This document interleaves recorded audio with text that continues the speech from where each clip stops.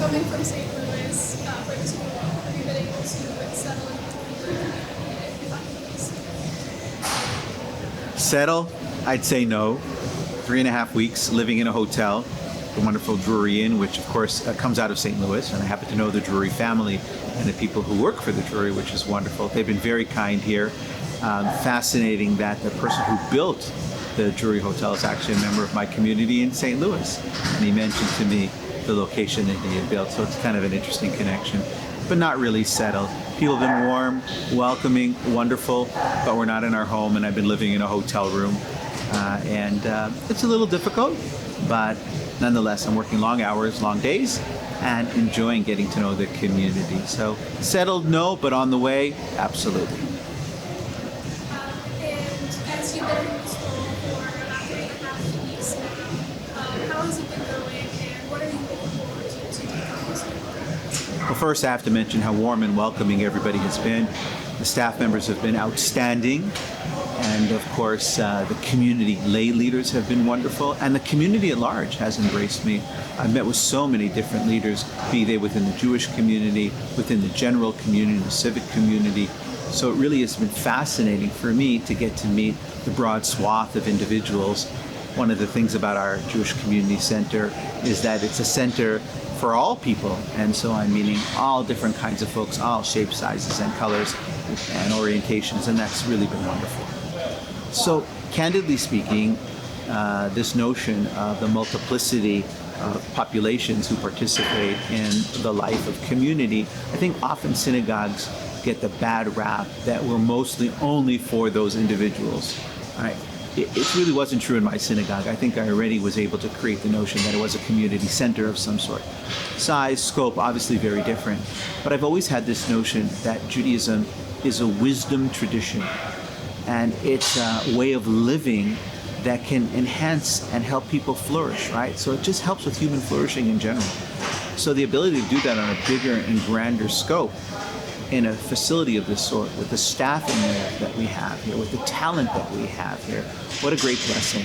And so we're able to think a little bit even broader than I could, even within the life of the synagogue. And I would say very honestly, that was one of the great elements that drew me here. Remember, I was a rabbi in the same synagogue for 18 years. I had a lifetime contract. I didn't have to go anywhere. I could have easily continued to do the work that I was doing, and I found great fulfillment from that. But it was really time for me to think bigger and broader. And so I really believe the mission is for us to bring Jewish values to the world. The notions of concern, right? Love thy neighbor as thyself. The notion of mutual appreciation, understanding, a sense of sensitivity and concern for all people, particularly people who might be a little bit less privileged than we are. So I think the opportunity here is just so exciting. And when I did a little soul searching, I realized this was the perfect environment. Cleveland is the perfect community. The Mandel Jewish Community Center is world-renowned. Everywhere I go, people tell me, oh, that Jewish Community Center, the Mandel Jewish Community Center in Cleveland, that's a place to be, a place to emulate. So I'm excited and eager to get started.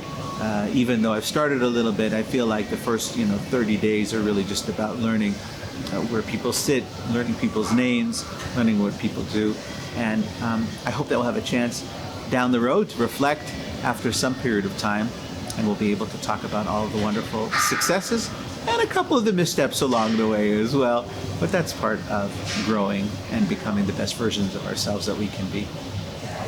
And I understand that you will be participating in the Leading Graduates program. I'm very excited, yeah. And so what do you have to take away from this program, and how will this benefit you in this role? So one of the things about me in general is I'm always a person who's learning. I'm a voracious reader. I love to study. Professional development is important for anybody in any field.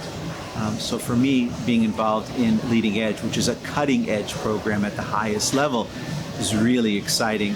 I'm looking forward to meeting the others who are in this program with me. I'm looking forward to the mentorship. I'm going to be assigned a mentor who has tremendous experience in the field of community service in general. And I'm going to enjoy just being a student a little bit. For me, that's the way in which we progress in life. in Hebrew, we call a person who's a scholar a Talmid Chacham, which literally means a wise student, or a person who's wise enough to constantly be a student. So I'm very much looking forward to the Leading Edge program.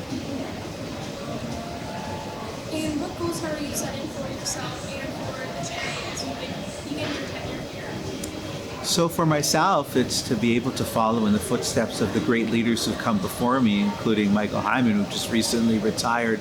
He's such a wonderful human being. He did so much for this community.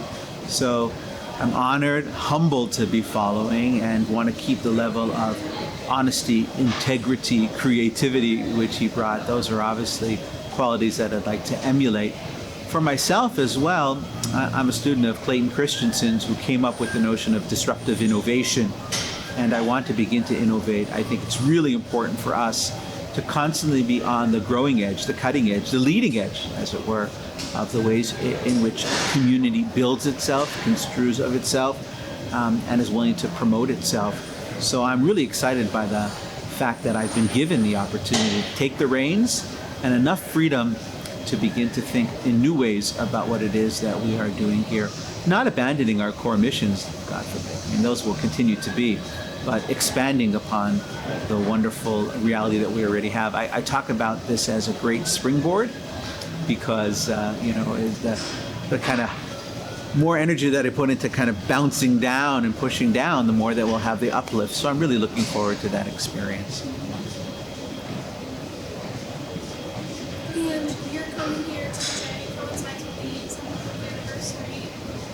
Are there any plans for this celebration that you look forward to? Absolutely. So there are two levels to the 75 for us as a community. First and foremost, it's also the 75th birthday of the State of Israel. So that's wonderful. And we'll be celebrating that modern day miracle. But for us as a Jewish Community Center, 75 years is a level of maturity and a level of sophistication and a level of appreciation that we've been here and intend to continue to be here in perpetuity. It's quite a milestone, and so there are many programs that are being planned for us to celebrate, including the possibility, we're looking forward to it, maybe you'll scoop on this, having a special gathering on the day when we were incorporated as a JCC, which turns out to be September the 13th. So stay tuned, because I think it's going to be a very exciting program that we're beginning to put together. But it's wonderful to come at this time of both maturation on the one hand and renewal all at the same time. And I love that interplay between being an institution that's been here, a fixture in the community, but also looking to reinvent ourselves as we move forward. For me, the biggest surprise is always the dedication and the commitment of the people who participate in this Jewish Community Center. First of all, I'm moved by the people who founded 75 years ago this amazing center, the kind of foresight and insight. It's almost prophetic to think that this would be a necessity in our community. Who would have thought that you would need that? But clearly we needed it. The other thing is just the dedication of the people who work here. The staffers who are here early in the morning, late at night, the lay people who give time, energy, and resources to make this available. It's just an amazing collection of individuals. So we talk about 200 staff members. That only scratches the surface. Think about the hundreds and the thousands of individuals, tens of thousands of individuals who make their way into this facility on a semi-regular basis and often on a regular basis. There are people here multiple times a day for various kinds of programs. I see them in the morning, I see them at the night.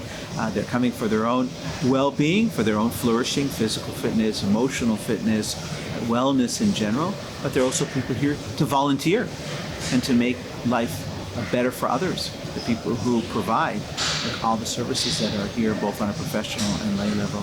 So for me, that's in some ways the most exciting part of all of this. Is there anything else that is currently in the works at the J or that you're looking forward to? So one of the wonderful things that we're seeing right now is the return of people to full participation in the life of community.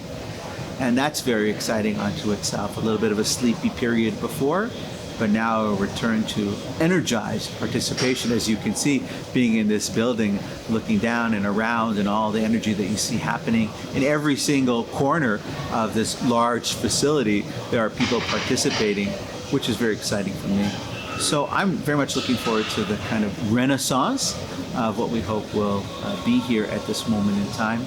I'm also excited by the partnerships that exist out there. I'm by nature a collaborative person, and I'm excited working together with the various communities with which we intersect so that we can expand our, not the footprint so much in the physical sense, because we have wonderful space already, but really the footprint of our impact in the community. One of the folks who works here said to me, until I came to work here, I didn't realize what a diamond we have here, what a treasure we have here. It's here we are in Beechwood, and a lot of folks don't even know that we're here. There's that place that's over there, the Jewish Community Center. We know a little bit about the Mandel name. We know a little bit about the Jewish community, but we didn't realize that this is a place that's open on all four sides, metaphorically, as Abraham's tent was, for anybody and everybody who wants to participate in everything that we do here, the gamut of what we offer at the Mandel Jewish Community Center. And so was there anything else that you touch on you transitioned from the former role as a rabbi to here? I get this question all the time. I would say that the number one question I've been asked over and over and over again is, why? Why would you do this? So the first thing I want to say is there's not so much of a consequential difference between what I did as a rabbi. First of all, rabbi means teacher. That's what the word means. But it's also communal leader. And so being a visionary for this institution, or helping to cast and create a vision for the future, is very, very exciting. So I'm excited by that possibility. And people say, well, how can you transition from a synagogue? Well, a synagogue, it really is a community center in many ways. So on some level, being the rabbi of the congregation that I served in St. Louis was kind of an anticipation of this role. The synagogue I led had 33 acres of campus. We have 42 acres of campus on this facility, and another 350 out where our residential camp, as well as our day camping. So the similarities are there. My staff back at the synagogue, full-time people, was about 25 people. Here it's about 200 people. So the magnitude is different. So when you ask me what I'm looking forward to, I'm looking forward to expanding my own palette of possibilities, right? Utilizing all of the colors and all the tools, right, that I have available to me, which I think on some level is a little smaller, obviously, in the synagogal environment. This is a much bigger opportunity. So I'm excited by the opportunity to expand upon what it is that I've been able to do. At a certain stage in life, you make that determination. How do I want to proceed? What am I going to do with the years that God is granting me? And at 55, this felt like exactly the right thing to do. Just interestingly enough, in Japanese, the number 55 is Go Jew Go. Go Jew Go, which would be a great title for an article. But Go Jew Go, and I sort of felt, hey, it's time for me to make a shift and do something a little bit different, something with a different kind of speed, different kind of orientation, though similar in some ways. Just the magnitude and scope are far greater. We have so many opportunities for people to participate, be it with our early childhood center, be it with our camps, with our senior programming. As I said, helping those who are in need. We have many programs for those individuals in particular. So it really is a catch-all. So in some sense, I just see this as synagogue prime, meaning a house of worship and a house of study and a house where people gather is what synagogues are. This does so much more. So maybe we went from 3 lines of business now to 7, 8, 9, 10, and endless possibilities of ways in which this community center is poised to be available to the community at large. And for that, I feel blessed and grateful, and I'm very much looking forward to the future. And I thank you for the opportunity to share my thoughts and feelings.